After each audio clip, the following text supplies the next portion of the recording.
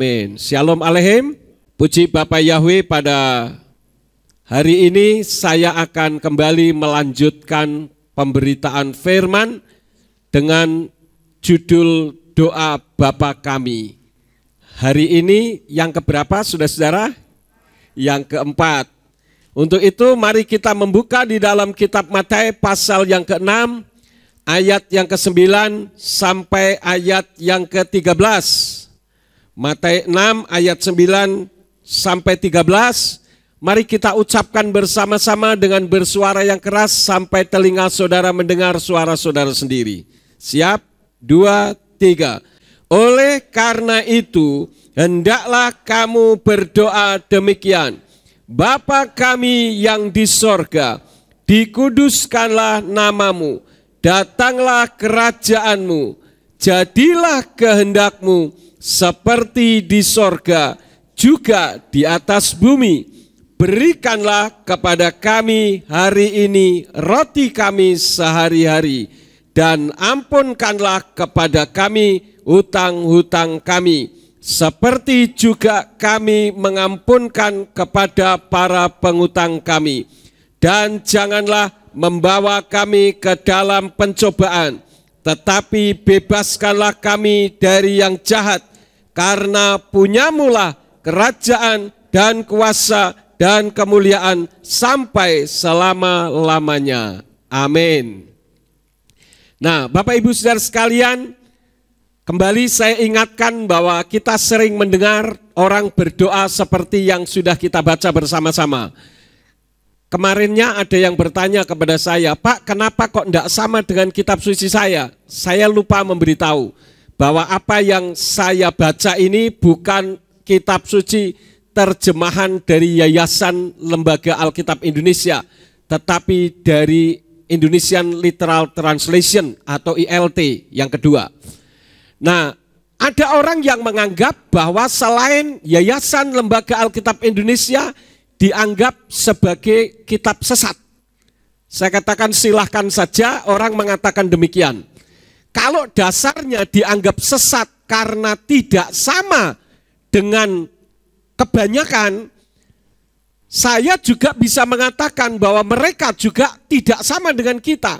Jadi kalau mereka mengatakan kita sesat, kita bisa tidak mengatakan hal yang sama?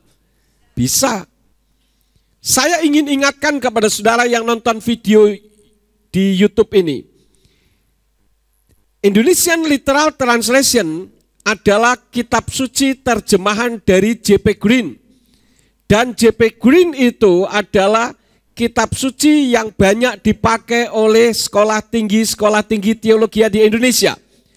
Jadi kalau dikatakan bahwa kitab Indonesian Literal Translation ini sesat, berarti sama saja dengan mengatakan bahwa sekolah tinggi teologi di Indonesia kenapa? Sesat. Justru kita menggunakan kitab suci yang mendekati kebenaran.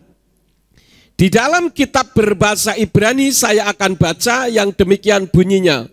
Wa atem kotit palalu, avinu sebas samayim, yit kadas meka, tavo malkuteka, yase retsonka baaretz kaaser naasa basamayim, ten lanu hayom lechem kukenu, uslak lanu et asmatenu kaaser solkim anaknu laaser asmulanu, wa al tevienu lidei masa, kiim hatsilenu minhara, ki leka hamam laka, wahakfura wahatiferet leolmei olalmim. Amin. Ini di dalam kitab Brit Kadasa atau Perjanjian Baru berbahasa Ibrani. Yang kalau diterjemahkan lebih mendekati lagi berbunyi, Bapa kami yang ada di sorga, dikuduskanlah namamu, datanglah kerajaanmu, jadilah kehendakmu seperti di sorga juga di atas bumi. Berikanlah kepada kami hari ini roti kami sehari-hari, dan ampunkanlah kepada kami hutang-hutang kami seperti kami juga mengampunkannya kepada para penghutang kami. Dan janganlah membiarkan kami di dalam pencobaan, tetapi bebaskanlah kami dari yang jahat, karena punyamulah kerajaan dan kuasa dan kemuliaan sampai selama-lamanya. Amin. Nah, kita sudah membahas yang pertama Avinu atau Avi Anaknu, yang berarti apa? Bapa kami. Yang kedua Seba Samayim, yang ada di Samayim atau yang ada di sorga. Yang ketiga Yit Kadas Meka, dikuduskanlah namamu. Nah, hari ini kita akan pelajari bersama-sama Tavo Malkutka, yang artinya datanglah kerajaanmu. Kalimat Tavo Malkutka itu hurufnya Tet, Bet, Waw, Alep, Mem, Lamet, Kaf, Waw, Tau, dan Ket akhir. Jadi kalau dibaca bunyinya Tavo Malkutka. Nah, yang menjadi pertanyaan, ketika kita berdoa dengan doa Bapa kami dan kita sampai kepada kata datanglah kerajaanmu, apa sih artinya? Kok Tuhan mengajar supaya kita mengatakan datanglah kerajaanmu? Apa yang dimaksud dengan kerajaanmu di sini? Untuk itu saya ajak saudara untuk membuka di dalam kitab Mazmur pasal 145 ayat yang ke-13. Nah, mari kita baca bersama-sama Bapak Ibu Saudara sekalian dengan suara yang keras sampai telinga kita mendengar suara kita sendiri. Siap?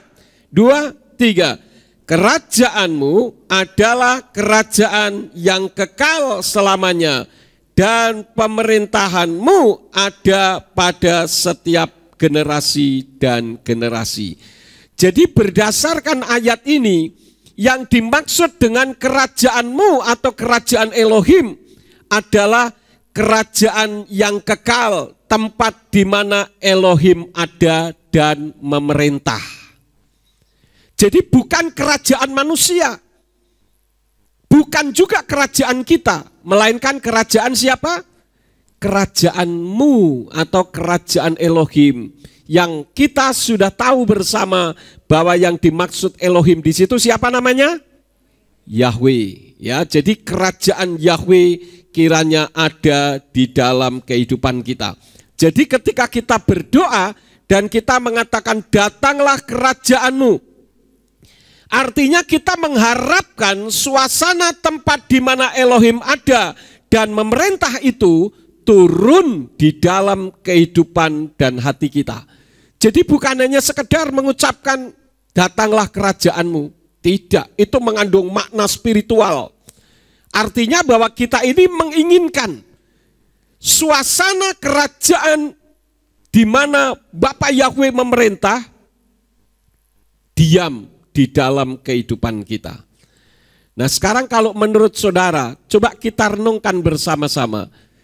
Suasana kerajaan Samayim, suasana kerajaan sorga, tempat di mana Yahweh bertahta, kira-kira seperti apa sih? Banyak keributan? Tidak. Banyak kekacauan? Banyak pemberontakan? Tidak. Yang ada adalah damai, kebahagiaan, sukacita, keadilan, hidup tenang tanpa rasa takut. Tidak ada saling curiga, apalagi kebencian dan kejahatan. Tidak ada. Sekarang saya mau tanya kepada saudara, suasana yang seperti itu, saudara rindu atau tidak terjadi di dalam kehidupan saudara? Rindu enggak? Rindu. Karena dengan kita hidup damai, tentram, tenang, sejahtera, nyaman rasanya daripada hidup yang kemperungsung. Orang-orang Jawa katakan demikian. Selalu tidak ada ketenangan di dalam jiwanya. Namun kalau kita perhatikan, realitasnya yang terjadi bukan datanglah kerajaanmu, tetapi yang datang apa? Kerajaanku.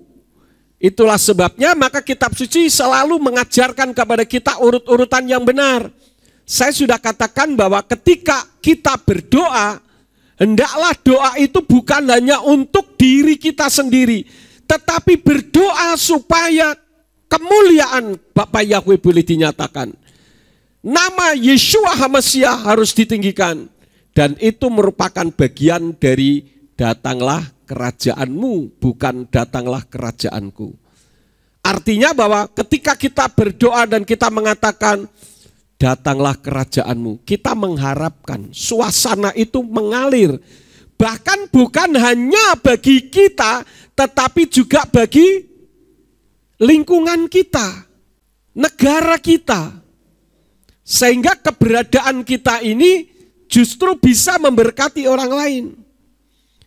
Nah sekarang kerajaanku itu apa? Kemarahan, kebencian, fitnah, emosi, dan sebagainya. Itu kerajaanku. Apalagi kerajaan setan. Itu isinya seks, LGBT, macam-macam. Banyak tambahan-tambahan plus lagi yang lain. Tetapi kita tidak menghendaki hal itu terjadi di dalam kehidupan kita. Itulah sebabnya Yeshua mengajarkan kepada kita supaya kita jangan membawa kerajaan kita. Khususnya kalau kita yang sering kali terjadi adalah kemarahan atau emosi. Saya ingin beritahu kepada saudara, saya menemukan satu video tentang akibat daripada orang melampiaskan kemarahan. Di mana setiap saat selalu yang ada di dalam dirinya adalah kemarahan dan emosi. Saya pernah menegur seorang mantan pejabat, saya tidak perlu sebut namanya, cukup tinggi jabatannya.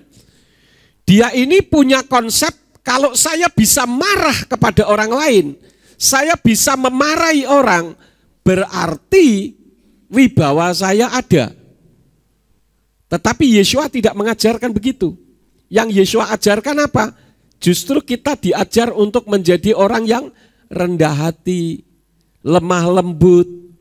Jadi terbalik, saudara-saudara. Dan saya katakan, kalau Bapak dengan cara marah-marah seperti itu ingin menunjukkan kewibawaan Bapak, salah. Karena kitab suci tidak mengajarkan demikian. Nah, ternyata orang yang suka marah, orang yang suka emosi, itu punya dampak yang luar biasa bagi kehidupan kita. Nah, apakah dampaknya? Kita akan nonton bersama-sama videonya. Emosi yang meledak-ledak karena terlalu mudah bereaksi bisa membuat pembuluh darah mengalami pengerasan. Jika pengerasan itu terjadi di pembuluh darah otak, maka kemampuannya akan menurun dan lama-kelamaan ukuran otak juga akan mengecil.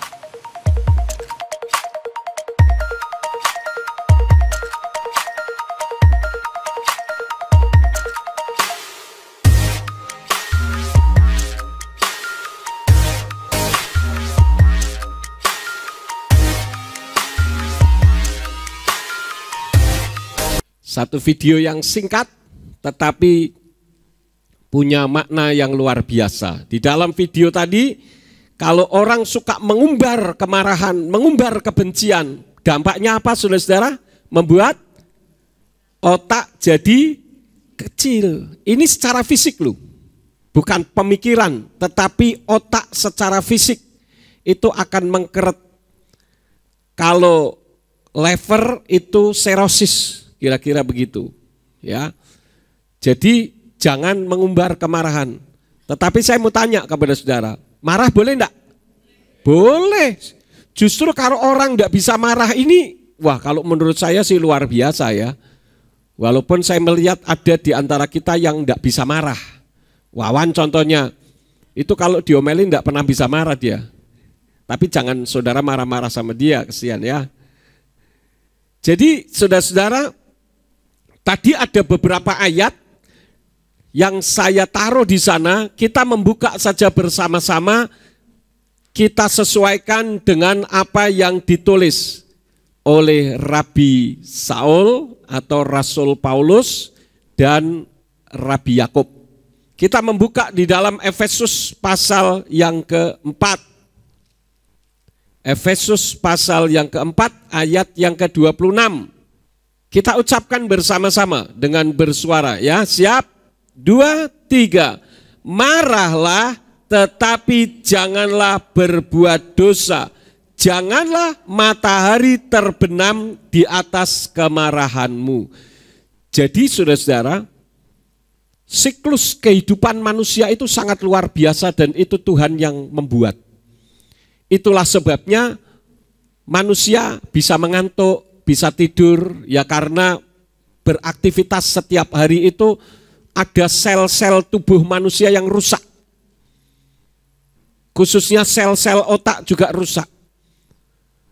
Ketika otak kekurangan oksigen, manusia diberi insting oleh Tuhan untuk menguap. Supaya menguap itu menyedot oksigen untuk menambah oksigen di otak. Jadi kalau orang menguap itu karena otaknya kurang oksigen. Cuman jangan kerjaannya menguap melulu, ini lain masalah saudara-saudara, ini penyakit. Ya.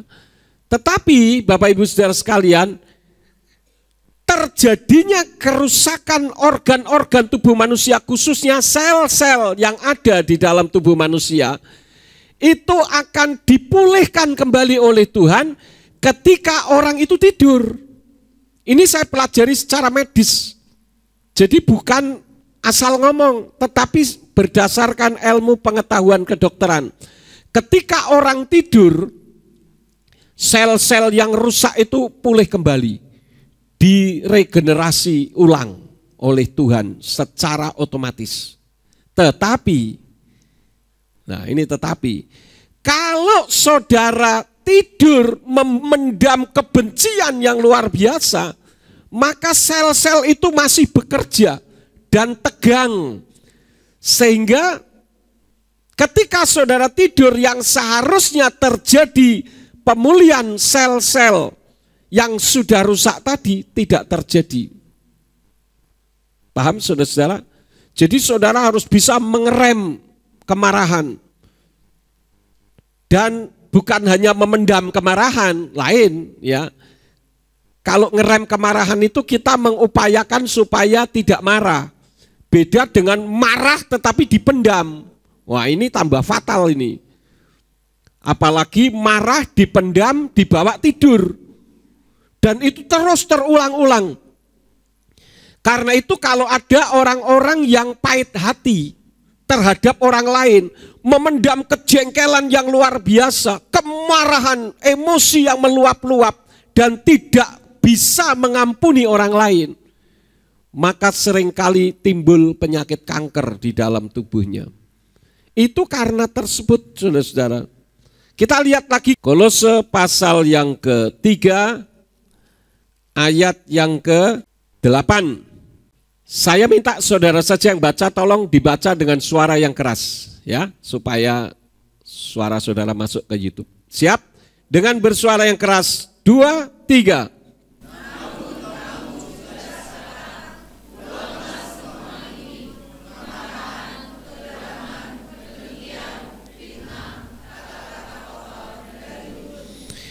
Buanglah semuanya ini. Ranking satunya apa?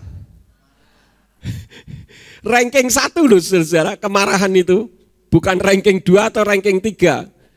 Jadi ini yang berbahaya saudara-saudara ya. Sekarang kita lihat bagaimana pendapat dari Rabi Yakub di dalam Yakub pasal 1 ayat yang ke-19. Apa yang dia katakan? Kita baca bersama-sama ya. Yakub 1 ayat 19. Oke, kita baca. 2, 3. Maka itu, hai saudara-saudaraku yang terkasih, biarlah setiap orang cepat untuk mendengar, lambat untuk berbicara, lambat untuk marah. Jadi lebih baik kita belajar menstimulasi otak kita, sehingga ketika akan marah, kita bisa mengerem kemarahan kita, bukan memendam, beda ya. Kalau memendam itu kemarahan ada tetapi dipendam. Wah ini bisa merusak organ-organ lebih fatal lagi. kita bukan memendam kemarahan, tetapi mengerem kemarahan dengan cara menstimulasi pikiran kita. Itulah sebabnya firman Elohim mengajarkan kepada kita supaya kita melihat hal-hal yang positif dari orang. Ketika orang marah, misalkan saya marah kepada saudara, berarti menurut saya saudara mengecewakan saya. Betul enggak? Kalau enggak mengecewakan kan enggak mungkin dimarahin, kan begitu.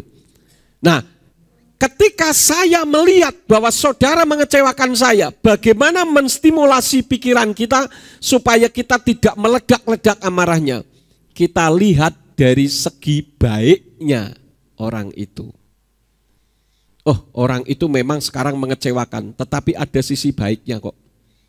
Itulah sebabnya kitab suci katakan yang baik, yang sedap didengar, itu yang dipikirkan di dalam pikiran kita. Ya.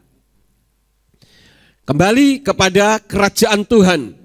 Nah, kalau kerajaan Tuhan yang kekal dan di sana ada kedamaian, kebahagiaan, sukacita, keadilan, hidup tenang tanpa rasa takut, tidak ada saling curiga, tidak ada kebencian dan kejahatan. Kira-kira di dalam kerajaan Tuhan itu yang memerintah siapa?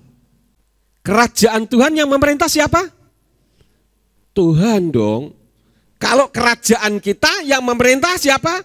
Kita.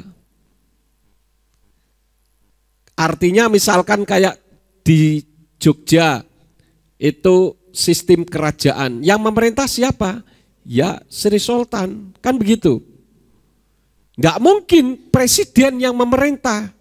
Walaupun status hukum di Indonesia di bawah presiden, tetapi untuk wilayah daerah istimewa Yogyakarta yang memerintah adalah Sri Sultan. Kan begitu. Nah, kalau kerajaan Tuhan yang memerintah adalah Tuhan. Bukan aku yang memerintah. Itulah sebabnya kalau kita mencari damai sejahtera, kebahagiaan dalam kehidupan, sukacita selalu, kita mudah senyum, enggak merengut kayak patung Gajah Mada mengerikan.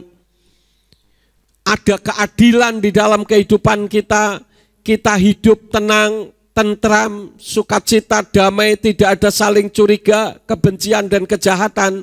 Seharusnya orang seperti itu hanya bisa kalau hidupnya dipimpin oleh Tuhan, bukan dipimpin oleh diri sendiri. Bisa dipahami saudara-saudara? Jadi kalau saudara ingin suasana sorga itu ada di dalam hidup kita, di dalam hidup saudara, ya izinkan Tuhanlah yang memerintah saudara. Jangan saudara yang memerintah. Tuhan yang harus nurut kita. Kita yang seharusnya nurut aturan Tuhan. Maka dari itu kalau saya selalu mengkait-kaitkan para teolog yang mengatakan Tuhan Maha Tahu. Dia tahu isi hati saya. Tentang penyebutan nama Tuhan gak perlu dipermasalahkan. Itu kan menurut dia, kerajaannya dia, bukan kerajaan Tuhan. Kerajaan Tuhan, Tuhan ingin namanya disebut. 1 Tawarin 16 ayat 8, Mazmur 105 ayat 1 dan masih banyak lagi yang lain. Kenapa kita memerintah Tuhan nurut aturan kita? Seharusnya kita yang menurut aturan Tuhan. Ini kalau kembali dikaitkan tentang nama Tuhan. Memang saya selalu khotbahnya mengkaitkan tentang nama Tuhan. Orang mau bosen-bosen silahkan.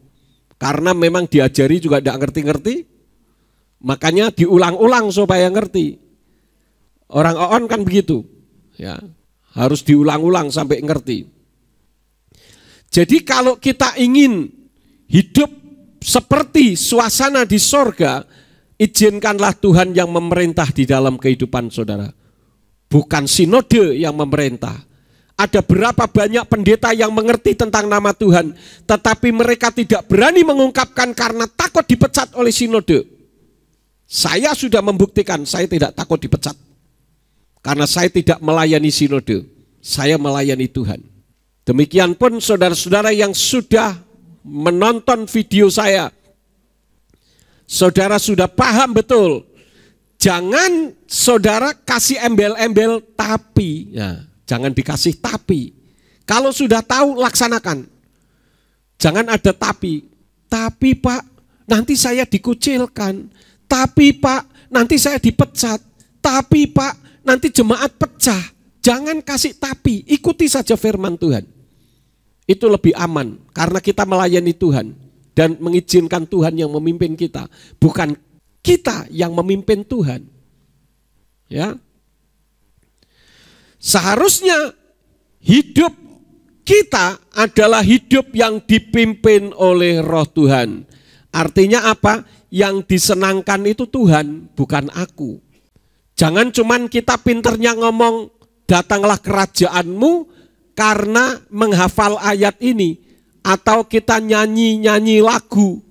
Nyanyi lagu itu enggak gampang, sudah. Jangan asal mangap-mangap mencuap-cuap kayak ikan koki. Tetapi otaknya juga harus jalan. Kita sering nyanyi, kerajaanmu datanglah, kehendakmu jadilah. Kehendakmu yang mana? Lawang Tuhan menghendaki namanya disebut kok enggak mau. Ngomong terus nyanyi, mau sampai doer muridnya juga percuma. Jadilah kehendakmu. Itu harusnya diganti, jadilah kehendakku. Jadi jangan asal nyuap tapi enggak ngerti yang ngomong apa yang diucapkannya. Coba kita membuka di dalam Roma pasal yang ke-8. Roma pasal yang ke-8 ayat yang ke-14. Siap? Kita ucapkan bersama-sama dengan suara yang keras. 2, 3. Sebab siapa saja yang dipimpin oleh Roh Elohim, mereka adalah anak-anak Elohim. Nah, seringkali kita mengakui sebagai anak Tuhan. Enak saja ngomong sebagai anak Tuhan. Tuhan ngakui enggak kita sebagai anaknya. Wong suruh menyebut namanya saja enggak mau kok ngaku-ngaku jadi anak. Kalau saudara ditanya siapa nama bapakmu? Ya bapak. Namanya bapak. Ya bisa saja kalau memang namanya bapak, ada kan? Bisa saja. Tapi kalau ditanya nama bapaknya sendiri sampai enggak ngerti, ini anak idiot. Atau malah sebaliknya anak kurang ajar karena suruh menyebut nama bapaknya saja enggak mau. Dianggapnya najis kalau keluar dari mulut saya. Bisa saja seperti itu. Coba baca lagi ayat 1 dari Roma 8. Kita bersama-sama baca dengan suara yang keras. Pasal 8 ayat 1. Dengan suara yang keras. 2, 3. Oleh karena itu, sekarang tidak ada penghukuman bagi mereka yang ada di dalam Hamasya Yeshua yang tidak hidup menurut daging tetapi menurut roh. Nah sekarang pertanyaannya, kita mau dipimpin siapa? Jangan kita ngomong datanglah kerajaanmu. Mau gemeteran sampai berapa kali mengucapkan datanglah kerajaanmu. Kalau tidak menurut firman itu namanya datanglah kerajaanku, jadilah kehendakku seperti apa yang aku inginkan. Seperti itu doanya. Nah kalau doanya gereja setan, Bapa kami yang ada di neraka. Loh ada saudara saya kan punya Satanic Bible, itu ada doanya. Doa Bapa kaminya ada.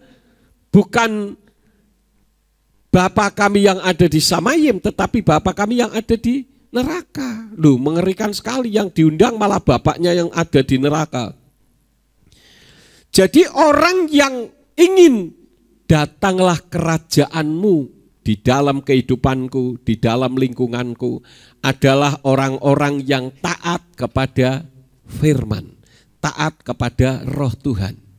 Nah yang menjadi pertanyaannya, kenapa kita harus taat sih? Om Pen kemarin sempat memberikan kritisi tentang perbuatan baik. Bahwa perbuatan baik itu tidak menyelamatkan. Benar. Jangan orang Kristen juga berpikir bahwa dengan perbuatan baik kita bisa selamat. Kita melakukan perbuatan baik karena kita sudah diselamatkan. Nah kalau kita sudah diselamatkan tetapi tidak melakukan perbuatan baik, berarti orang itu belum diselamatkan. Ciri-cirinya orang yang sudah diselamatkan berbuat baik. Itu baru benar. Nah, yang menjadi pertanyaannya, kenapa kita harus taat kepada firman? Kenapa kita harus taat kepada Roh Tuhan? Kita membuka di dalam 1 Kepa pasal yang ke-1. Ayat yang ke-22. Ya, mari kita baca bersama-sama. Saudara lihat capture semuanya. Kita ucapkan dengan suara yang keras. 2, 3. Dengan menyucikan jiwamu dalam ketaatan akan kebenaran melalui Roh kepada kasih persaudaraan yang tulus atas dasar hati yang murni. Kasihilah sungguh-sungguh seorang terhadap yang lain. Jadi menurut ayat ini, kalau saudara taat kepada firman, kalau saudara taat kepada Roh Tuhan, itu sama saja saudara sedang menyucikan diri saudara sendiri. Paham saudara-saudara? Jadi ketika kita mentaati firman, kita mentaati Roh Tuhan, kita ini sedang menyucikan diri kita sendiri dari ketaatan itu. Coba kalau kita tidak taat, kita bunuh orang misalkan, itu kotor tangan kita, berlumuran darah. Mungkin saudara sudah mencuci tangan saudara dengan bersih, pakai sabun lah, pakai apa, sanitizer yang antibakteri, tetapi di mata Tuhan tangan saudara berlumuran darah. Dan itu sebetulnya yang dilakukan oleh orang-orang yang mengerti kebenaran, tetapi membiarkan jemaat Tuhan yang dipimpinnya tidak mengerti kebenaran. Jadi yang ada justru jangan pemberontakan terhadap kebenaran. Orang yang memberontak terhadap kebenaran itu orang yang tidak menyucikan diri, tetapi justru melumuri dirinya dengan dosa. Ini penting sekali untuk saudara bisa pahami. Jadi ketika kita mengatakan datanglah kerajaanmu, itu mengandung makna yang luar biasa, yang sangat dalam. Dari kata pertama, datanglah. Datanglah itu kalimat aktif atau kalimat pasif? Aktif. Ini mengandung makna, kalau saudara ingin kerajaan Tuhan itu datang, saudara yang harus ambil inisiatif, aktif untuk melakukan sesuatu supaya kerajaan Tuhan itu datang di dalam kehidupan saudara. Kerendahan hati misalkan, atau ketenangan jiwa, mampu meredam kemarahan, tidak mudah emosi, itu harus diperjuangkan. Jangan saudara pikir berdoa, Tuhan berikan kepadaku roh yang lemah lembut, roh yang bisa mencintai orang lain, berikan roh kesabaran ya Tuhan. Tiba-tiba saudara jadi tiung, saudara langsung sabar, sabarnya luar biasa. Enggak begitu. Ketika saudara berdoa, Tuhan berikan roh kesabaran, berikan aku supaya aku menjadi sabar, itu artinya di dalam tubuh saudara masih ada tonjolan-tonjolan. Bagaimana supaya dikikis? Tuhan kirim orang-orang yang menjengkelkan di dalam kehidupan saudara. Bisa dipahami saudara-saudara. Nah, ketika orang itu menjengkelkan saudara, di situ saudara mulai dikikis. Mampu enggak ya untuk meredam emosi, meredam kemarahan, tetapi belajar sabar. Kalau saudara melihat kepemimpinan saya sekian puluh tahun yang lalu dengan sekarang beda. Kalau dulu kesabaran saya masih, kalau levelnya itu baru level 3 lah kira-kira. Mudah enggak sabar, karena saya punya temperamen kolerik. Kolerik itu serba inginnya cepat, tidak mau bertele-tele, dan inginnya semua serba instan, cepat tek selesai. Orang bilang terengginas gitu ya. Terengginas tahu ya, buat ubat-ubat begitu cepat. Itu ndak lamban. Jadi lawannya terengginas itu lamban. Ngelulur, betul. Ya, itu namanya lawannya dari terengginas. Pak, cepat doakan ini. Saya mau mandi dulu. Nunggu mandinya itu setengah jam, saudara-saudara. Nanti bersolek dulu, nanti muah dulu, macem-macem ini dulu, semprot sana semprot sini dulu, baru datang giliran nyampe ke sana, Pak, maaf Pak, Bapak sudah meninggal. Percuma. Ya. Memang orang yang lamban itu tidak cocok jadi gembala sidang. Karena apa? Sering kalau disuruh berdoa, orang yang mau didoakan sudah lewat dulu karena tidak selesai-selesai. Mandi saja kayak iklan sabun itu, gebyur-gebyur. Begitu dulu pelan-pelan ya. Maka saya paling geram gitu ya kalau melihat orang mandi kok lama, ngapain aja di dalam itu, apa digosok begitu dulu atau saya enggak ngerti juga. Ada setengah jam, ompen itu pernah tak gebrak-gebrak masih mandi, ya mandi cepetan, mandi lama enggak selesai-selesai. Sekarang dia mandinya cepet, saudara-saudara. Saya bilang melayani pekerjaan Tuhan bila perlu enggak usah mandi. Tapi pagi ini saya sudah mandi. Jadi itu saudara-saudara ya.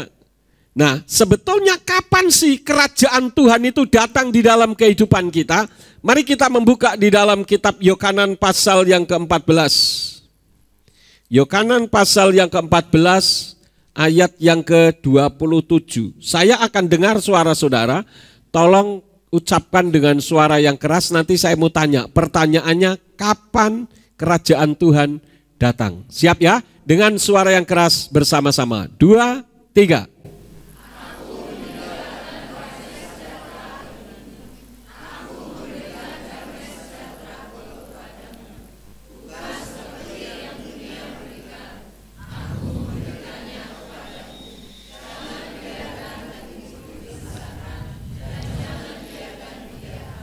Ya, damai sejahtera, tidak ada rasa takut. Artinya kerajaan Tuhan datang. Menurut ayat ini, kapan kerajaan Tuhan datang? Saat hati kita tidak gelisah. Ada lagi yang akan menyampaikan? Tiap hari. Ada lagi? Kapan kerajaan Tuhan itu datang di dalam hidup kita menurut ayat ini? Ketika kita menerima Yeshua HaMasyiah sebagai Tuhan dan Juru Selamat, maka damai sejahtera itu datang. Kan dikatakan, aku meninggalkan damai sejahtera bagimu. Ya kan? Aku memberikan damai sejahteraku kepadamu, bukan seperti yang dunia berikan. Nah, kapan? Ketika kita menerima Yeshua HaMasyiah sebagai Tuhan dan Juru Selamat. Karena itu, jangan kita mengambil alih. Sehingga kerajaanku yang datang atau malah kerajaan setan, ketika kita mengumbar emosi, kita mengumbar kemarahan, kita mengundang kerajaan kita, maka setan juga akan datang supaya bisa mengambil alih sehingga bukan kerajaanku lagi, melainkan kerajaan setan yang datang. Orang yang sampai membunuh orang lain ketika dia sedang membunuh, dia tidak sadar, saudara. Yang ada hanya emosi kemarahan, pokoknya saya bunuh. Nanti giliran sudah menghantam orang yang geletak mati, baru sadar, kenapa kok saya lakukan ini? Karena pada saat dia akan melakukan itu, pikirannya tidak bisa berjalan dengan lancar karena sudah diblok oleh setan. Otaknya itu diblok oleh setan, sehingga kita tidak bisa pikir sehat. Yang ada di dalam pikiran kita mengumbar emosi. Karena itulah maka Tuhan hadir dan dia diam di dalam kehidupan kita yang disebut Immanuel, Elohim yang berdiam di dalam diri kita. Imuna, ya, Immanuel, anaknu Elohim, Imanu, anaknu Elohim. Elohim kita yang berdiam di dalam diri kita. Menjadi iman. Artinya apa? Ketika kita akan emosi, ketika kita akan marah, maka Roh Tuhan yang ada di dalam diri kita itu yang mengingatkan. Gitu ya. Tuhan nggak perlu banyak ngomong. Hanya tinggal saja kita sudah tahu apa maksud Tuhan. Nah, kita melihat beberapa hal apa yang dimaksud dengan kerajaan sorga datang. Datanglah kerajaanmu. Kita membuka lagi di dalam kitab Matius pasal yang ke-13. Kitab Matius pasal yang ke-13 ayat yang ke-31 sampai 32. Di sana dikatakan, dia memaparkan sebuah perumpamaan yang lain kepada mereka dengan mengatakan, kerajaan sorga itu seumpama biji sesawi yang setelah mengambilnya seseorang menaburkannya di ladangnya. Itulah sesungguhnya yang terkecil dari segala jenis benih. Namun ketika dibiarkan tumbuh, dia menjadi lebih besar daripada tanaman lain, bahkan menjadi sebatang pohon, sehingga burung-burung di langit datang dan bersarang pada cabang-cabangnya. Biji sesawi ini berbicara tentang iman. Tuhan menghendaki kerajaan Tuhan datang, artinya supaya di dalam kehidupan kita itu ada iman yang bertumbuh. Bukan iman yang mati, tetapi iman yang bertumbuh. Nah, kitab suci mengajarkan kepada kita bagaimana iman itu bisa bertumbuh. Kita membuka di dalam kitab Roma pasal yang ke-10 ayat yang ke-17. Di sana dikatakan, jadi iman itu datang dari apa? Pendengaran, dan pendengaran itu melalui firman Elohim. Artinya bahwa pendengaran kita, ya, telinga yang saudara miliki, itu merupakan pintu masuk, gerbangnya iman kita. Asal yang kita dengar adalah suara-suara kebenaran, yaitu firman Elohim. Karena itu ketika saudara sudah panas hati, kemudian ada orang lain yang ngompori dengan kata-kata yang tidak baik, masuk ke telinga saudara, maka itu akan membakar emosi dan membuat orang jadi lupa diri. Dan akhirnya bukan kerajaanmu yang datang, melainkan kerajaanku. Dan nanti setan menunggangi, akhirnya menjadi kerajaan setan yang datang. Jadi iman itu datang dari pendengaran, bukan asal pendengaran. Saya kalau ngomong ini, saya selalu teringat sekian puluh tahun yang lalu, mungkin yang muda-muda belum pernah tahu. Ya, ketika pertama kali saya datang ke Ambarawa, saya ajak pengerja pada saat itu. Ayo, saya sebagai pendeta baru perlu belajar kenalan. Karena waktu itu saya belum punya pengalaman menggembalakan. Saya bukan seorang gembala sidang, tapi dilantik pertama kali menjadi wakil gembala. Tetapi saya harus bekerja karena wakil gembala artinya mewakili gembala. Saya bilang, ayo ajak saya ke rumah jemaat, saya ingin kenalan. Nah, saya datang ke dekat tempatnya, daerahnya Buris itu apa namanya? Patoman di situ ya. Betul Patoman ya? Nah, ketika saya datang ke situ, saudara, saya ketuk pintu. Enggak kedengaran. Kenapa? Karena di rumah itu suaranya menggelegar lagu dangdut pada saat itu. Madu di tangan kananku, racun di tangan kiriku. Ya, itu enggak akan lupa seumur hidup bagi saya kejadian itu. Udah diketok-ketok sampai pegel, enggak kedengaran, enggak tahu mungkin di dalam sedang ajojing bisa juga kan mengikuti. Saya bilang sama pengerja waktu itu, sudah jangan diketuk, nanti tunggu lagunya berhenti. Begitu lagunya berhenti baru diketuk, dok. Dari dalam dengaran suara, sinten niku? Kulo sinten? Kulo pendeta. Oh nggih sekedap nggih. Ya sudah. Kita tunggu di luar. Begitu pintu dibuka langsung lagunya, aku mengasihi Engkau Yesus dengan segenap hatiku. Itu benar-benar terjadi, saudara. Pendeta dari lagu madu di tangan kananku, racun di tangan kiriku, menjadi aku mengasihi Engkau Yesus dengan segenap hatiku. Bagaimana iman bisa bertumbuh kalau yang didengar madu dan racun? Karena itu kan saya selalu mengupload video. Tujuannya kalau kita yang tidak sempat beribadah, ada radio Surya Kebenaran Dan itu mengudara bukan hanya untuk Ambarawa, tapi seluruh dunia. Dari berbagai penjuru. Kalau saya di Amerika, saya dengerin loh saudara-saudara. Dan di Amerika suaranya jelas. Karena sinyalnya besar. Artinya saudara yang siaran, saudara belum sampai Amerika, tapi suara saudara sudah sampai Amerika. Benar saudara-saudara. Dan ini menguatkan banyak jiwa-jiwa. YouTube saya ini, banyak orang masuk SMS, WA ke saya. Saya diberkati dengan apa yang Pak Yakub sampaikan. Yang utuk, banyak juga yang utuk. Dasar pendeta sok tahu, sudah dari dulu begini diubah-ubah. Ya bento.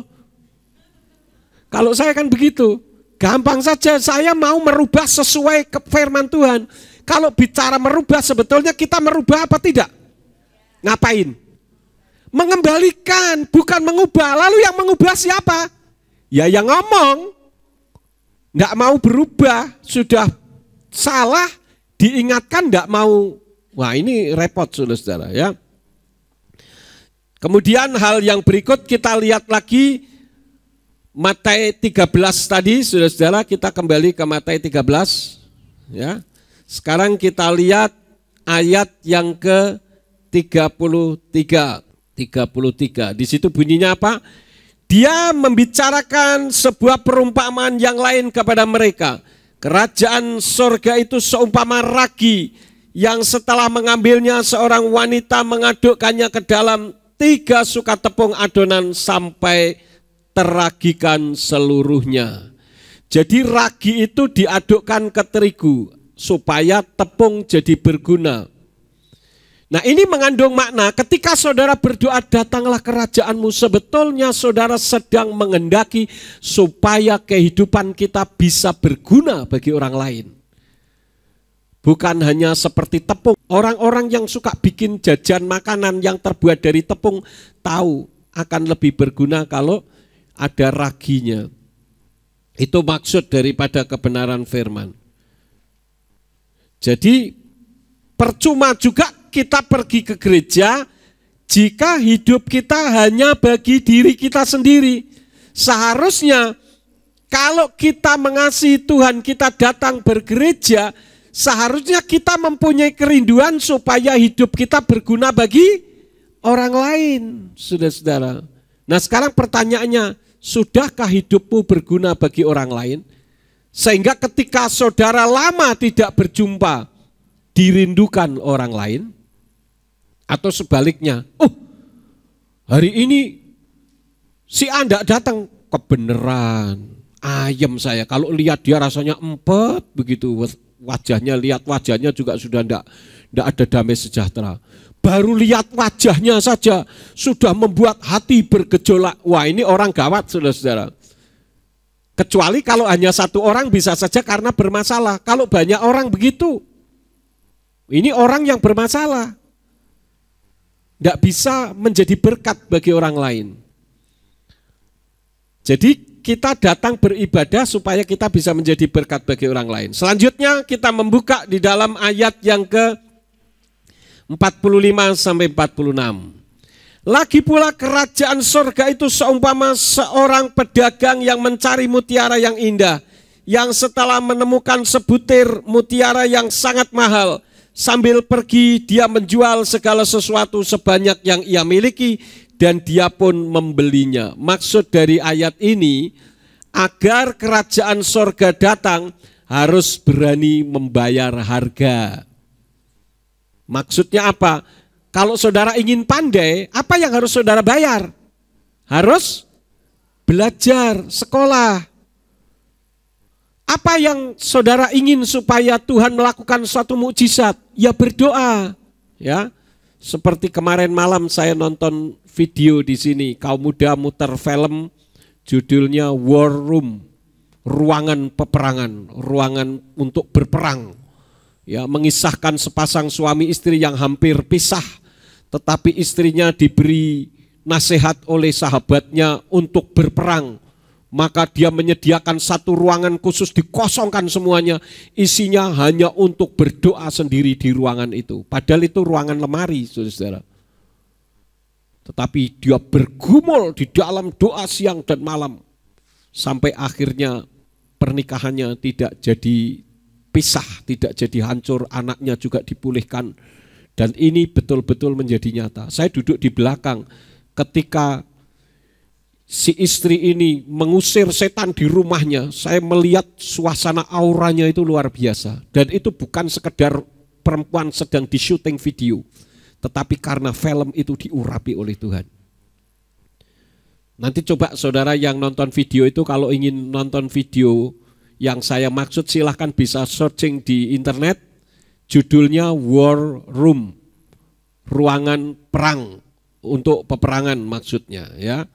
Jadi kita harus berani membayar harga. Kalau saudara ingin menjadi orang sukses, saudara harus rajin. Tidak pernah ada orang malas sukses. Tidak ada, saudara-saudara. Orang yang sukses itu orang yang rajin. Jangan saudara berkata, Pak, tapi saya tidak bisa baca kitab suci. Kalau saudara ingin pintar ya baca kitab suci. Pernah ada satu kejadian saudara-saudara di Jakarta sekian puluh tahun yang lalu. Sudah cukup lama, lebih dari 30 tahun.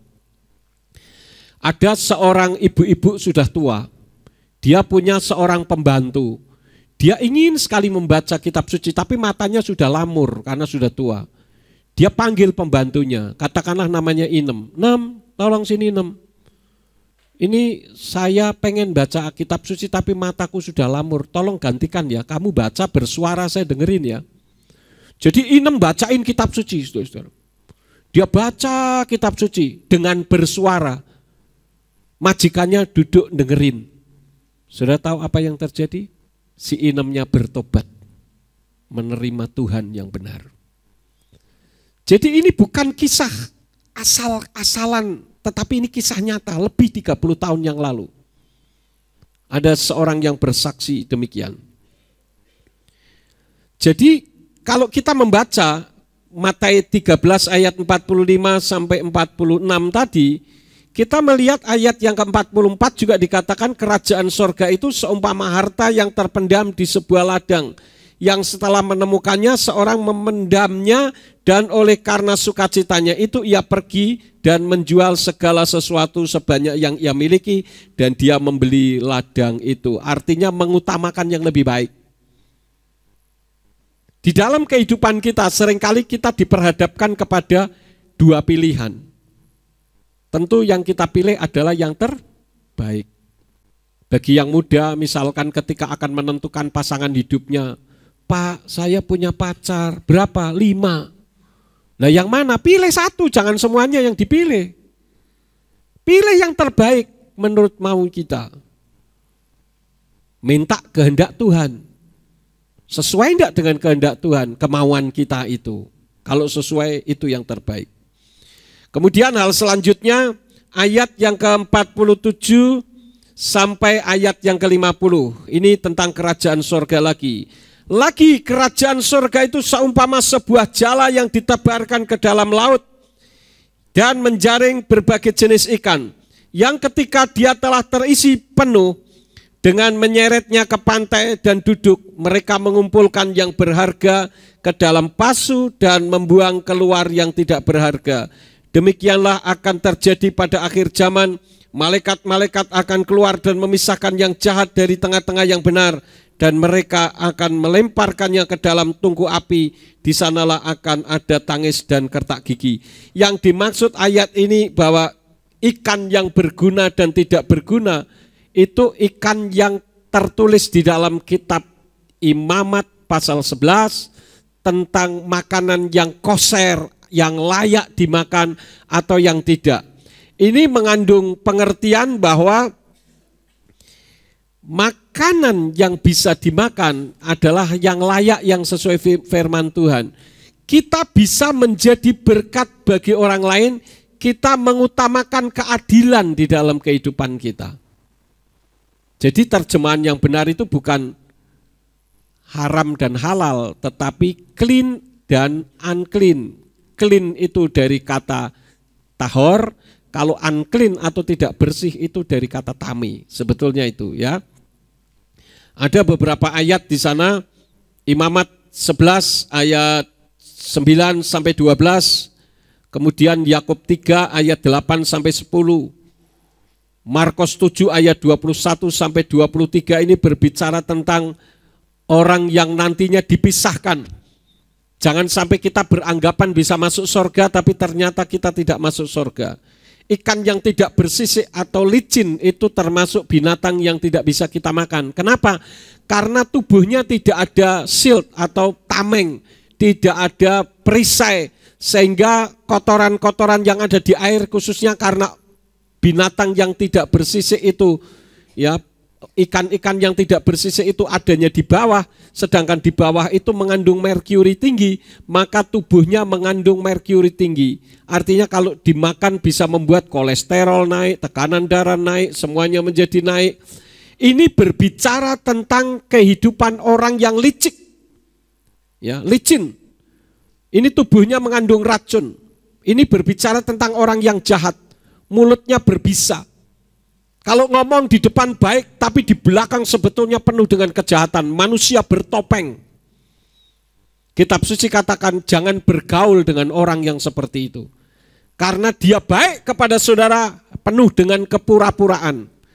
Jadi kalau saudara berdoa datanglah kerajaanmu, artinya bahwa Tuhan ingin kehidupan kita menjadi berkat bagi orang lain. Ya jangan kita bergaul dengan orang-orang licik, orang-orang yang penuh racun di dalam kehidupannya.